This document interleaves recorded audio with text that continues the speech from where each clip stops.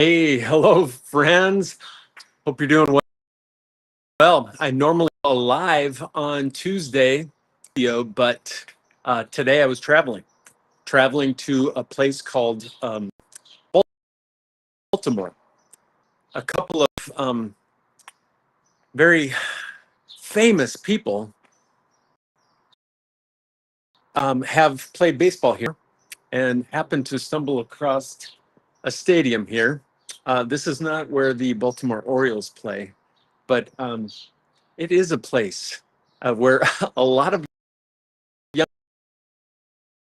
probably baseball. Talk about a legendary family, baseball family. Their names are all over this place. Cal Ripken Sr. I think 36 years in MLB. Played about every position and did about everything one can do after playing in baseball as well. Just a real hands-on practitioner, coach to many, but Cal Jr. and Billy, right? I think Cal Sr. is the only coach to have coached in the major leagues. Two of his sons, Cal Jr. and Billy, in the same game. Can you believe that? Talk about genes. Talk about pinstripes. Wow. That's just a human interest story. Isn't legendary? Legendary family. Um, and then, my goodness, Junior, Cal Ripken Jr. I don't know how many, he was like 19 times voted into the All-Star game. Um, Two times, I think, MVP of the entire MLB. Uh, yeah, as a shortstop, right over there. Okay, shortstop. I think that's where they put some of the best athletes. Still holds for most home runs. Um, I played a little baseball back in the day. Played a little baseball back in the day. My position right there was behind home plate. I called it doing chores. Hmm Doing chores behind the plate. I had just the great fortune of being able to play all the way through high school and also in college. I don't know. I think I can still get down into the crouch, um, but I don't know if I could stay there for 9 innings, to be honest with you. Hey, real quick, because I want to sear some meaning into this beyond just baseball stuff. But I'm reminded of how all executive coach to leadership teams, I use a tool, um, a baseball diamond, to talk about building one's preferred future, how important it is to build one's preferred future. Okay. And it starts like this. And I use this in one on one sessions, but I also use it to encourage leadership teams to have the right mindset of where they happen to be on their preferred future of play. Okay. So consider home plate, right there, right over there, right there, home plate. Consider home plate. Um, that's zero birth. Okay, whatever year that was. I was born in the summer of '69. How about that? How about that? Um, Home plate is also, that's the end. That's when all the pieces get put back in the puzzle box, right? So zero, and I'm just saying 80, just to keep the math kind of silly simple, because this guy needs silly simple math in order to function. All of you are going to live well past 80 because you're taking care of yourselves, right? How important that is. If you're the leader of your institution, you better be the healthiest person on campus, boss. Okay.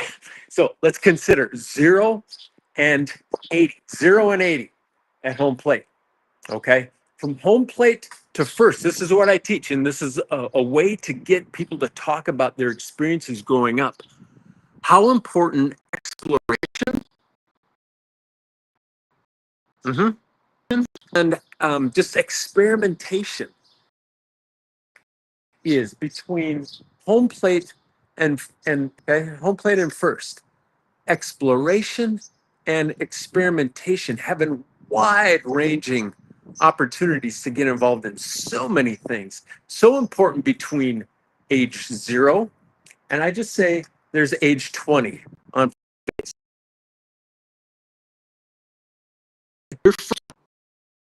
Did you live a lifestyle that was very conducive, lots of different options, um, uh, opportunities for you to experiment in lots of different areas? That's what I love about our American public education system is, elementary school, middle school, high school, there are so many opportunities and options. We've had the opportunity of 2 foreign exchange students from Deutschland. Both of them were like, this is amazing. So many people to take advantage of here in the United States that isn't just about the book work, the academic work. There's so many opportunities to just build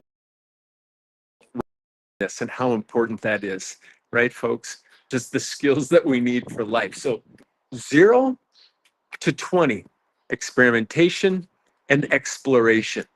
Um, so use that as a framework in your head. How healthy was of your life? Now, first base, and second base. That is when we're starting to round first and moving into areas where we're growing, where we're starting to experiment with the things that we're good at and starting to understand and manage against some of the things that we're not so good at. But we just have lots of opportunities to surround ourselves with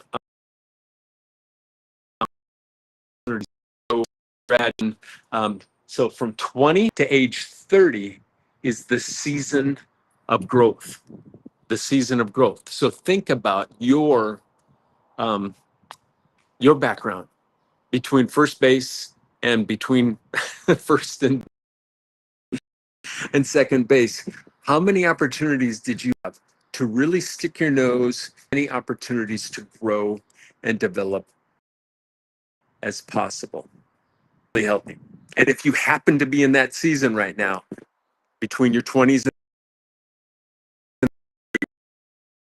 that you can do right now is put yourself in where you are stretching yourself and growing. That can be traditionally in the, continuing your school learning, but also um, just out there and learning new skills, not getting locked to anything in particular.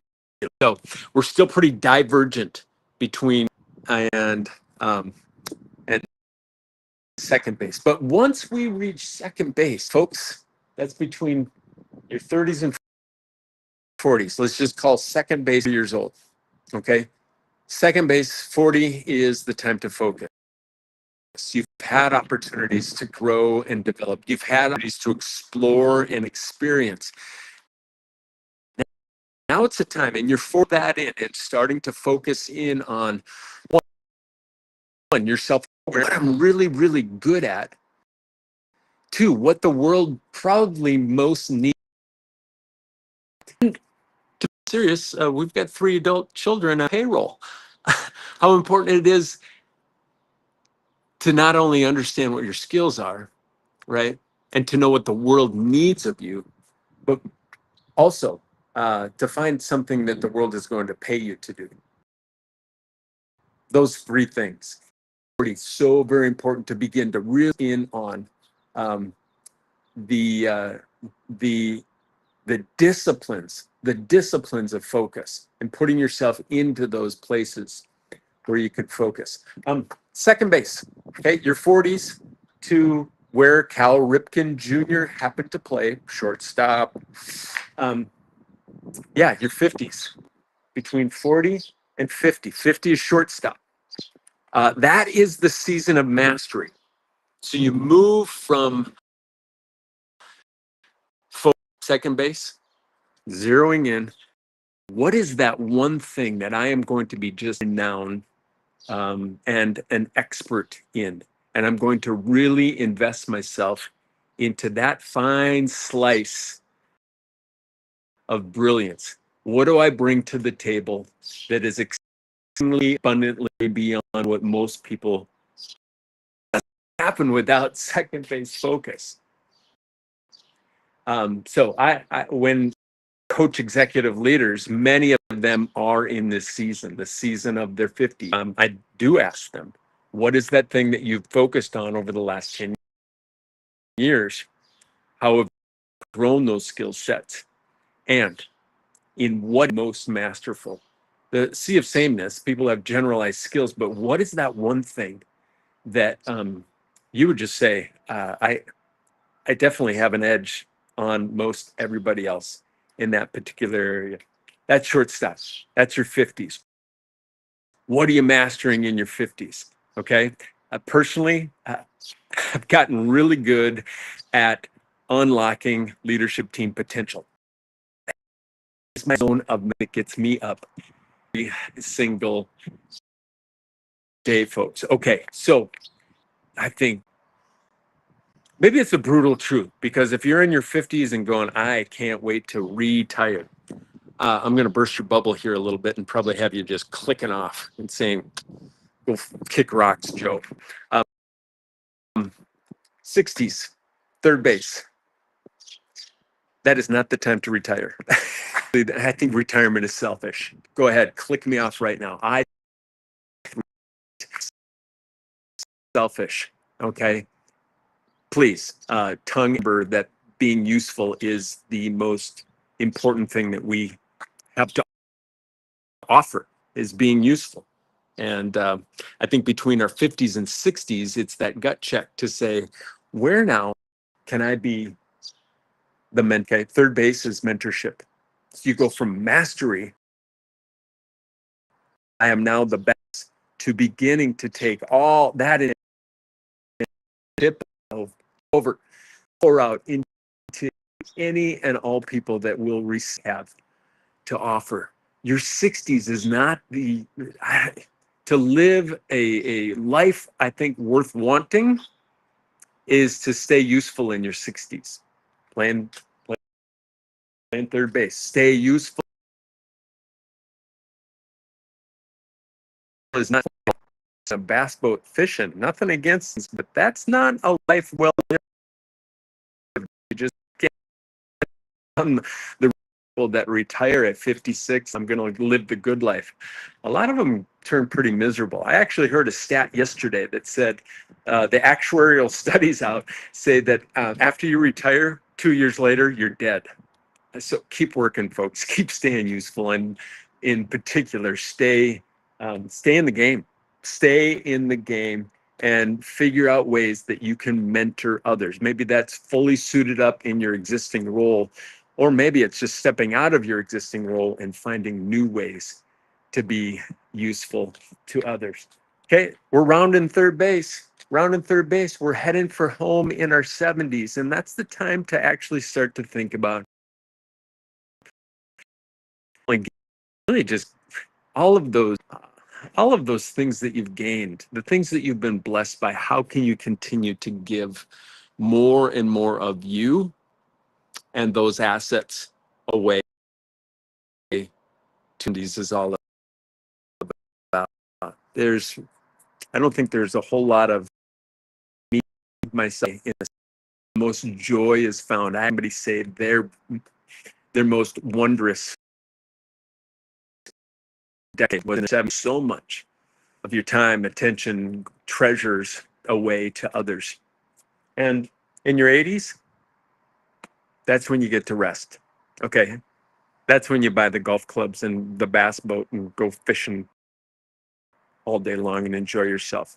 But until that time, that's a great, I think, just a fundamental tool. And you can all remember a baseball diamond. Home to first base, exploration and experimentation. Second, or first base to second, is growth and focus. second base to third base, mastery and mentorship. Um, round in third, coming home, it's all about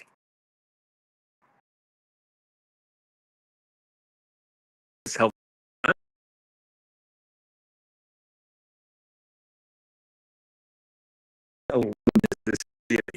This place is amazing. I'm so grateful for the Ripken family and their and all that they do for the sport of baseball and just for humans in this Aberdeen community. So, didn't know that Cal Ripken Sr. was born here and lived here and is buried here in Aberdeen, Maryland.